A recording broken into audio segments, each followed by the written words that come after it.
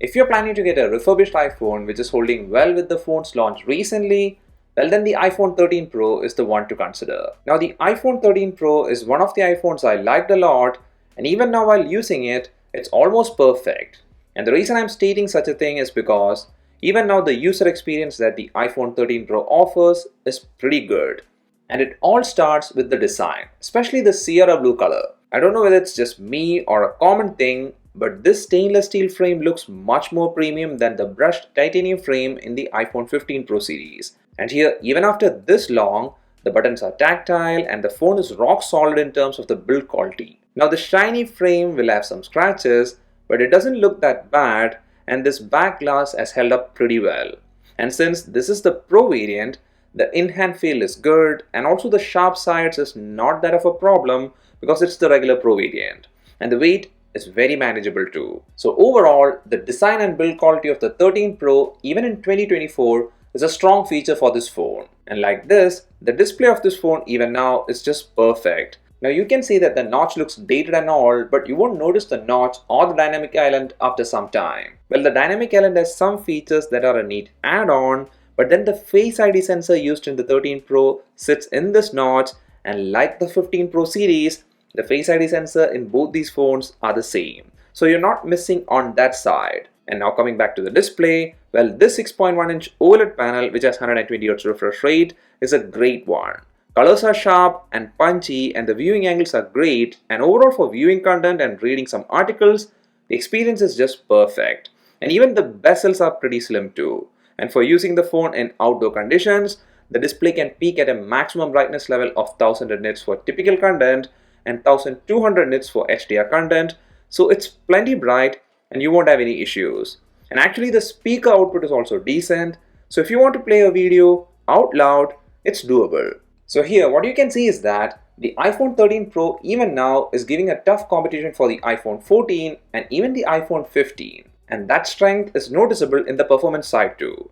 The processor powering the iPhone 13 Pro is the Apple A15 Bionic chipset, and even now I didn't face any performance issues. So your daily usage should be overall just smooth.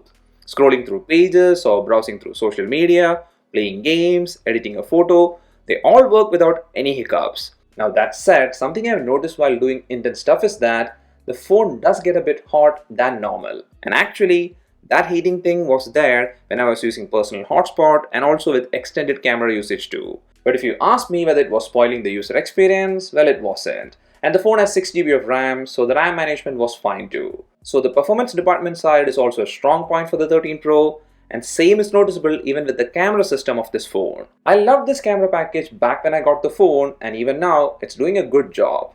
At the back there are 3 cameras, and all the 3 cameras are 12 megapixel cameras, and in this the main sensor is a wide angle camera with f1.5 aperture, and it's without doubt the best camera of this phone. Photos are sharp with not much over processing, and under any lighting condition, if you are a bit patient, you can get really good photos with this camera. But for sure, the best photos are always produced when there is proper lighting, and here more than the photos, I just loved the videos that this phone's main camera recorded. The basic 4K 60fps video is really impressive, and I can easily say that if you are just getting this phone for recording video, well then you won't be disappointed. Now there are softer features like cinematic video and stuff, but then to me, the best setting was 4K at 60fps. And if you're wondering about Apple Pro RAW, well you can take RAW photos, but I wasn't seeing much of an improvement in detailing with the RAW format. And about the ultra-wide camera and telephoto camera, well both are good options, but both these cameras need some form of light to produce decent photos. And by the way, you can take macro photos with the 13 Pro. And now moving to the 12 megapixel front camera, it has an aperture of f2.2, and it's also a solid camera because the selfies looks good, and here also the video output is actually the best. So overall, even in 2024, I love this camera package, and I feel that in the next 2 years to come, this camera should hold the same. Now that has been the whole theme of the 13 Pro. Even though it was launched in September 2021, it's still holding great in all the things that we checked so far. But then we didn't talk about one of the most important things, and that is a place where this phone falls short. And that's the battery. Well, since we are talking about refurbished units, the battery health will most probably be in the 85 to 88% range, and in that case, the screen on time you will be getting should be somewhere in the 2.5 hour range, under moderate usage. And that's a major drawback thing, and you'll surely need the battery replacement in the future. And if you check the battery replacement price, it's actually $89 US. So that's not that high, but again, you need to spend that on top of what you're spending to get the unit. So you'll always have to take that into consideration if you're planning to buy the 13 Pro, because suppose you're getting a unit with battery health 85%, then maybe in 6 months or a year, you will need a battery replacement. So always consider this battery replacement cost with the price you're spending on the 13 Pro. And about the charging, well, the phone does support 20-watt fast wired charging with lightning cable, and the charging time to fully charge from 0 to 100% is somewhere in the 1 hour 34-minute mark. And also the phone does support MagSafe charging if you are into it. And if you're wondering about 5G support, well, the phone obviously has 5G support, and this is a phone in which you can use physical SIM even if you get the US variant. And about the call quality in the 13 Pro, it's good, and same is applicable with Bluetooth and Wi-Fi connectivity. I didn't face any issues in terms of connectivity. So overall, the 13 Pro in 2024 is a really good option, but there is one key thing to consider if you're planning to get this phone, and that is the price. And I feel the price is the deciding factor on checking whether you should get this phone or not. And to me, if the pricing is in the $500 to $550 range for different storage options, well then it's a decent price. And for that price, if the unit is clean and there is no other issues, I'd surely consider the 13 Pro, because this phone is obviously better than the iPhone 13 and even the iPhone 14.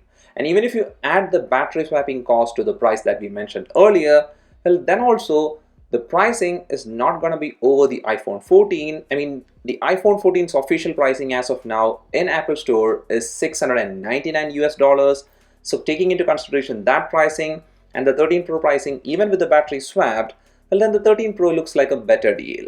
But that said, if the pricing is high, suppose you're saying that you're going to spend around $600 to $650 or more for an iPhone 13 Pro, then you need to think a lot, because the iPhone 15's official pricing as of now is $799 and maybe you can find one for a deal. And if that's the case, I'll surely check the iPhone 15 over the iPhone 13 Pro. Now the 13 Pro still has some advantages over the regular 15, like having a dedicated telephoto camera, a higher refresh rate display, and also a better premium build quality.